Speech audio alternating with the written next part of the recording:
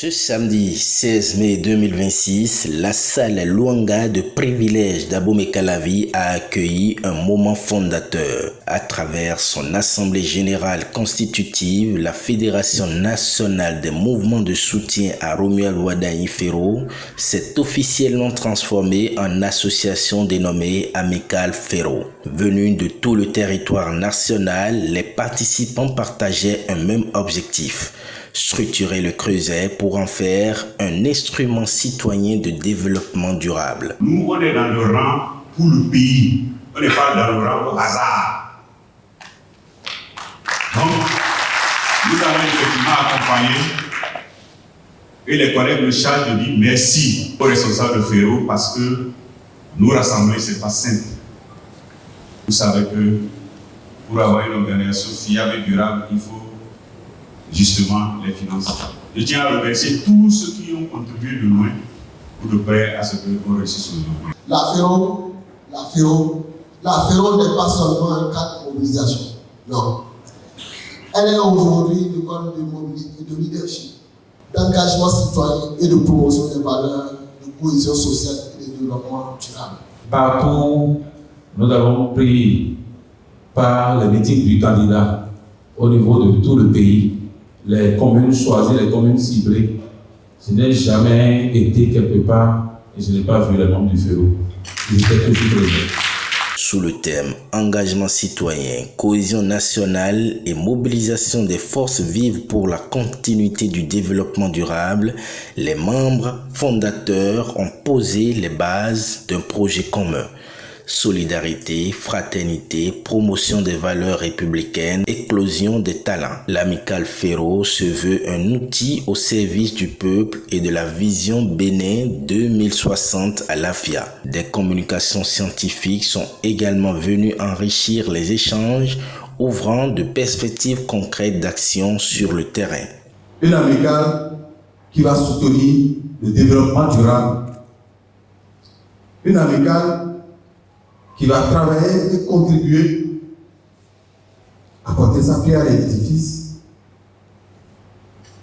afin que l'objectif 2060 soit atteint. Une amicale que le président de la République pourrait dire: ah ouais, j'ai encore des citoyens qui sont avec moi, qui contribuent, qui font des actions dans le même sens que moi. À l'issue des travaux, un conseil d'administration de 13 membres a été installé et il sera présidé par Jean-Claude Nyolonfon. Mesdames et messieurs, le travail vient de commencer. Aujourd'hui même. Les décisions que nous sommes en train d'adopter, c'est ensemble que nous allons les exécuter. Je voudrais ici inviter les présidents de mouvements, les coordonnateurs départementaux, les coordonnateurs communaux, les coordonnateurs d'arrondissement, que vous êtes désormais dans un nouveau rôle. Le rôle d'assistance, le rôle de partage, le rôle d'amour. Mesdames et messieurs, notre engagement désormais prend une autre forme. Il s'inscrit dans la durée. Il s'inscrit dans l'accompagnement de l'action publique, dans la promotion des valeurs républicaines, dans la mobilisation des forces vives au service du progrès durable de notre pays. L'amicale s'appuie également sur Paterson Ronkarin, désigné président d'honneur. La journée a été consacrée à poser le cadre juridique et stratégique de l'Amicale Ferro et les participants ont successivement validé les statuts, le règlement intérieur, puis procédé à la mise en place des organes dirigeants. J'ai trouvé l'organisation très excellente et je remercie les organisateurs et je salue cette initiative parce que l'Amicale Ferro, c'est un mouvement qui prône la solidarité, qui prône l'engagement citoyen. Et moi, je profite pour lancer un message à la diaspora.